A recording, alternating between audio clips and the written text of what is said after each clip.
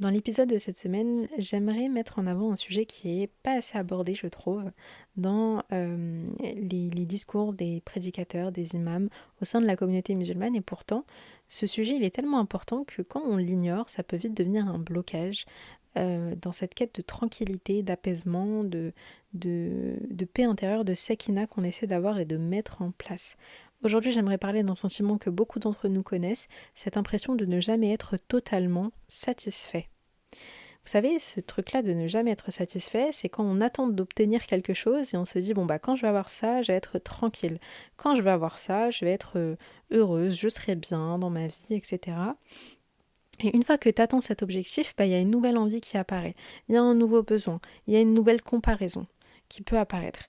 Et dans notre société, aujourd'hui, tout nous pousse justement à vouloir toujours plus. On a tout le temps envie de plus, et je le sais parce que c'est mon cas aussi. On a envie d'avoir plus d'argent, plus de voyages, plus d'opportunités, plus de travail, plus de belles choses en fait qui peuvent nous arriver. Et on s'en rend pas forcément compte, mais on peut passer notre vie, cette courte vie, à courir pardon, après du matériel, après des choses, valider des objectifs un à un. Sauf que ça a des conséquences. Cette quête de la satisfaction que moi j'appelle, ça peut vite devenir une sorte d'insatisfaction. Une insatisfaction, mais H24, genre t'es insatisfait, et cette insatisfaction, bah finalement c'est le fait d'être malheureux, quoi. Tu n'es jamais content, t'es jamais bien, tu te sens jamais bien. Donc dans cet épisode, on va essayer de voir toutes les conséquences justement de cette quête de la satisfaction, et surtout comment faire en sorte de retrouver cette paix, cette tranquillité intérieure, quoi, sortir un petit peu de ça. Le premier point, j'aimerais qu'on se penche sur cette question qui est beaucoup trop importante. Pourquoi est-ce qu'on est tout le temps insatisfait? Pourquoi est-ce qu'on n'est jamais content? On cherche toujours après quelque chose. Il y a tout le temps ce truc-là là, qui est en nous, qui nous démange, qui fait que vas-y, c'est un objectif, puis un autre, puis un autre, puis un autre. Alors aujourd'hui, on le sait, on est tout le temps exposé à la vie des autres, H24, avec les réseaux sociaux d'ailleurs. Les réseaux sociaux, ok, bon, à part le fait que tu peux utiliser ça pour faire des vidéos, être créatif, parler avec tes potes et tout, bah en fait t'es exposé à leur vie, d'accord? Parce que les gens sont hyper actifs, ils postent des stories, ils montrent leur réussite, et je tiens à le dire, les gens montrent les belles choses qui leur arrivent, mais pas les mauvaises choses. C'est pour ça qu'il faut prendre du recul avec les réseaux sociaux. Donc voilà, on voit des personnes qui vivent leur vie et tout, ces personnes-là qu'on connaît en plus, hein, des fois. Euh, donc voilà, on voit qu'ils sont l'air plutôt heureux, qui font des sorties, des voyages, des machins, des bidules, qui bossent, qu'ils ont une belle carrière et tout. Et le problème, c'est que bah, quand on est exposé à ça et qu'on regarde tout le temps leur vie, on est exposé à ce que nous, on n'a pas. L'être humain, il est très faible. Il a été créé faible, d'accord? Et dans cette faiblesse-là, il y a le fait que on regarde tout le temps ce qu'on n'a pas. On focus sur ce qu'on n'a pas et on oublie ce qu'on a déjà. On oublie ce qu'on possède déjà. Je sais pas, si toi ton objectif en ce moment c'est d'acheter une voiture, tu vas dire mais purée, ça, c'est pas possible. Tout le monde a une voiture autour de moi et moi j'en ai pas. Et bah du coup tu vas faire une fixette sur ça. Et tu vas oublier le fait que bon bah toi peut-être que comparé aux gens autour de toi, alhamdoulilah, tu gagnes peut-être très bien ta vie, que t'as pu, je sais pas moi, déménager, que tu vis seule, que je sais pas, genre que t'as pu valider plein de belles choses dans ta vie et du coup tu fais des fixettes comme ça. Et donc je vous l'ai dit, ça crée ce problème-là, on regarde tout le temps ce qu'on n'a pas, on oublie ce qu'on a déjà. Et petit à petit, bah, on se focalise sur le manque, tout ce qui manque à notre vie. On pense tout le temps à ça, ce qui manque tout le temps. Et c'est ça qui fait que bah, on se sent pas très heureux. Et lorsque le manque devient trop important, qu'est-ce qui se passe? Bah justement, les bénédictions que Allah il t'a données, toute la baraka qu'il a mis dans ta vie, toutes les faveurs, les bénédictions, les invocations pardon, auxquelles il a bien répondu, etc., tout ça, ça passe à la trappe. T'oublies. Subhanallah, il n'y a plus. Il n'y a plus. Tu te concentres que sur le manque. Et ça a des conséquences. Ça a des conséquences, et la plus grande des conséquences, c'est, alors, je pas envie de vous dire la plus grande, mais elle est importante, c'est la frustration. Tu te sens frustré. Quand tu n'as pas ce que tu veux, et que tu vois que les gens autour de toi, ils ont, ça te renvoie à ta propre frustration. Tu te dis, mais comment ça se fait? Comment ça se fait? Moi, j'y suis pas encore. J'arrive pas. Et le fait, comme je vous l'ai dit au début de cet épisode-là, de se dire tout le temps, bon bah, je serai bien quand j'aurai trouvé du taf, je serai bien quand j'aurai ceci, quand j'aurai cela, etc. Bah, ça crée une deuxième conséquence, c'est l'ingratitude. L'ingratitude, pour moi, ça c'est la pire des choses parce que c'est ce qui éloigne très très facilement d'Allah subhanahu wa ta'ala, et Allah il déteste l'ingratitude, il déteste les ingrats, il déteste les hommes qui ne sont pas reconnaissants, les hommes, les femmes qui ne sont pas reconnaissants. Et au contraire, du coup, il aime ceux qui le remercient, ceux qui sont dans la gratitude. L'ingratitude, faut y faire attention. Vraiment, c'est un point hyper important. Dans ces moments-là, on peut se montrer ingrat, mais pas parce que, à la base, je sais pas comment dire, genre pas parce que t'as une mauvaise base, que t'es une mauvaise personne, etc., mais parce que, au contraire, tu t'habitues rapidement à ce que tu reçois. D'accord? Moi, parmi les peurs que j'ai des fois, c'est de me dire, mais là, ça fait des années, j'invoque pour ça, imagine quand je vais la voir, bah, je vais prendre ça pour acquis. Genre en mode, voilà, je l'ai eu, c'est bon. Et puis après, t'oublies les années que t'as passées, les mois, les semaines que t'as passées à invoquer. Et c'est très facile d'avoir ça. Je sais pas si c'est une sorte de... Je saurais pas décrire ça parce que c'est très bizarre comme sentiment, mais je pense que vous voyez aussi, vous imaginez, peut-être que c'est votre cas, voilà, où il y a peut-être eu des moments où vous vous êtes dit, mais ça fait des années que je demande ça, je l'ai eu, et finalement, bah, ça me fait pas grand-chose, quoi. Voilà. Et le danger, du coup, c'est de ne pas remercier Allah. C'est de se dire, bon, bah, au calme, enfin, c'était tranquille et tout. C'est pour ça qu'il faut toujours, toujours, toujours remercier Allah. Plus tu te montres reconnaissant envers lui, plus il va te donner. Et moins tu te montres reconnaissant, moins il va te donner. En vrai, c'est logique. Donc voilà. Et cette quête de la satisfaction, elle crée aussi beaucoup d'anxiété. Elle peut créer beaucoup de stress. On se sent tout le temps stressé parce qu'on a l'impression qu'on a beaucoup de choses à faire. Parce qu'on a l'impression qu'on doit valider beaucoup, beaucoup de choses. Et en fait, on s'épuise très facilement parce qu'on court tout le temps après quelque chose. Ton cerveau, il travaille H24. Il travaille H24 et vu qu'il n'y a pas de reconnaissance, de gratitude, vu il y a beaucoup de frustration, bah, ça fait que tu te sens un peu plus triste et que du coup, bah, forcément, tu te sens très stressé. C'est pour ça que la gratitude, on dit que ça joue beaucoup sur le fait de déstresser, d'être un peu moins anxieux. Quand on se sent anxieux, quand on se sent stressé, c'est bien de répéter Alhamdulillah, Alhamdulillah, Alhamdulillah. Ça minimise le, comment dire, cette peur qu'on peut avoir vis-à-vis des épreuves, vis-à-vis des difficultés. Quand tu as quelque chose je sais pas, quand tu as un entretien, quand tu as une épreuve, quand tu as, je sais pas, un rendez-vous et tout, et que ça te stresse de ouf, c'est bien de répéter Alhamdulillah, Alhamdulillah, Alhamdulillah. Des fois, on s'en rend pas compte, mais on a fait le plus difficile. Et ce qui nous attend, ça peut être des choses qui sont vraiment insignifiantes et très simples. Donc voilà, on n'oublie pas que ça peut créer beaucoup d'anxiété. J'aimerais aussi parler de la reconnaissance parce que en fait, c'est l'une des clés pour, pour sortir de on va dire, ce cercle vicieux-là. La reconnaissance, c'est hyper important. Apprendre à reconnaître les bienfaits qu'Allah nous a accordés, les bienfaits qu'il y a dans notre vie.